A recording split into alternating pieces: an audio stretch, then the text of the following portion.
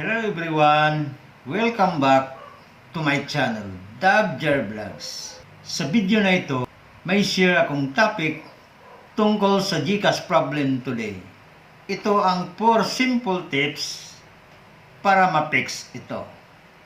Kung interesado kang malaman kung paano ito ayusin, panoorin nyo ang buong video.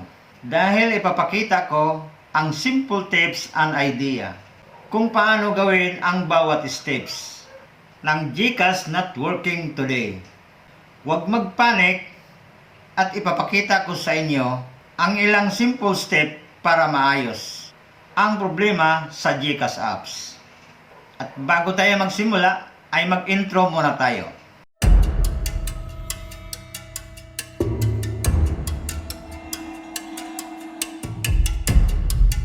Pa-share naman. And don't forget to like, subscribe, at click ang bell icon para ma-notify ka sa mga bagong upload. At huwag din kalimutan i-share sa inyong friends, relatives, para mas marami pa ang matulungan. Let's proceed to step number 1. Siguraduhin malakas ang internet connection nyo. Pwede Wi-Fi or mobile data. Step 1. Swipe down the screen para makita natin ang Wi-Fi at mobile data. I-check natin na naka-on ang Wi-Fi at mobile data. Yan. Siguraduhin natin na may signal ang phone natin. Tulad niyan, may signal sa taas. Buksan natin ang browser. I-tap natin ang browser para makita natin na naglo-load. Buksan natin ang YouTube. Tingnan natin, naglo-load. Tap natin ang GCash. So, tingnan mo, system detected that the device you are using are not secure. Hindi mabuksan. Step number 2. Simple lang ito, pero madalas nakaka-fix ng apps problem. I-hold natin ang power button. At itap natin ito, ang power button. At makita natin, turn off power or restart. Itap natin ang restart. Antayin natin ng ilang segundo habang nagre-restart ang phone.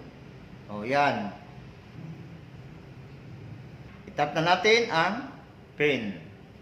At antayin natin na mag-pull ang load. Nag-loading pa kasi ang cellphone. Ngayon, punta na naman tayo dito sa GCash. Subukan natin itap ang GCash. At ngayon, antayin natin na magbukas.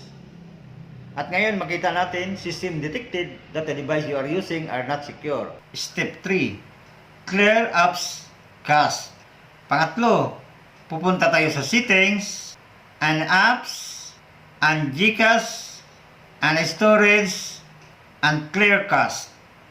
Makatulong ito para alisin ang temporary files na nagdudulot sa error ng apps. Clear cache. Una, puntahan natin ang settings. Yan. Itap natin ang settings. Scroll tayo pataas at hanapin natin ang app management. Yan. Itap natin ang app management. Itap natin ang app list at i-search natin ang GCash. Yan. Itap na natin. Puntahan natin ang storage and cache. Itap natin ito. At ngayon makikita mo ang storage and cache 4.79 MB. At dito sa baba, itap natin ang clear cache para ma-remove ang temporary files ng apps. Itap natin ito. So ngayon, makikita mo ang cache ay naging 0 na. So, back to GCash apps.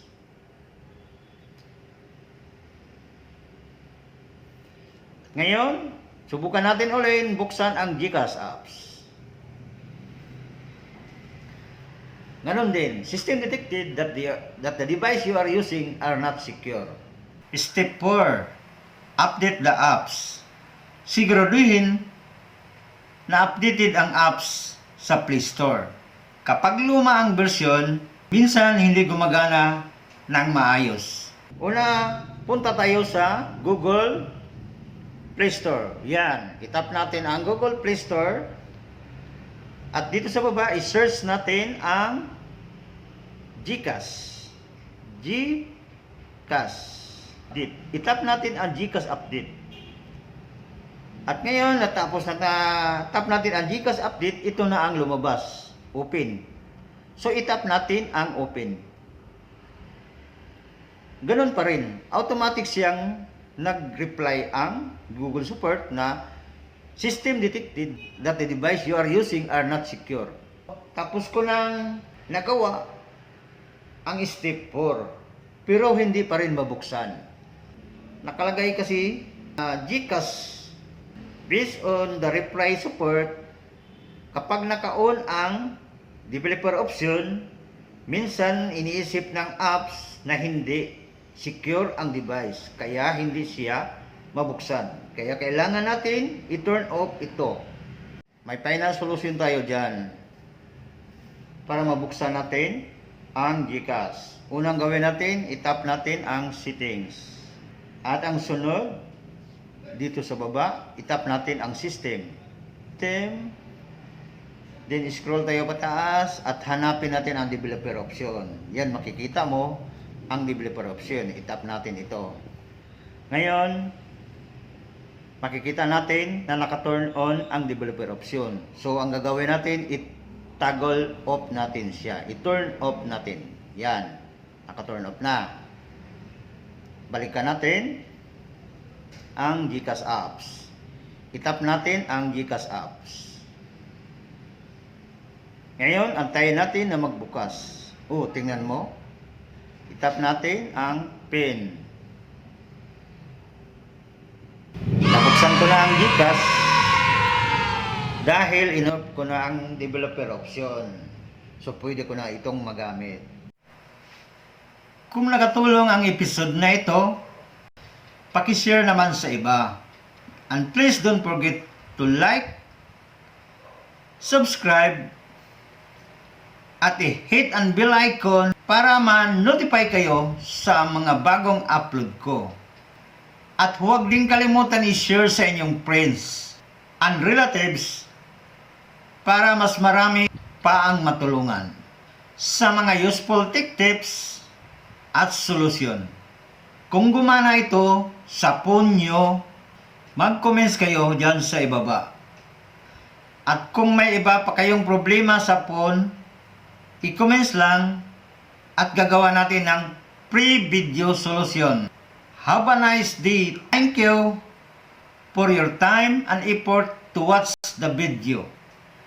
Have a blessed day to all. God bless you always. See you next video.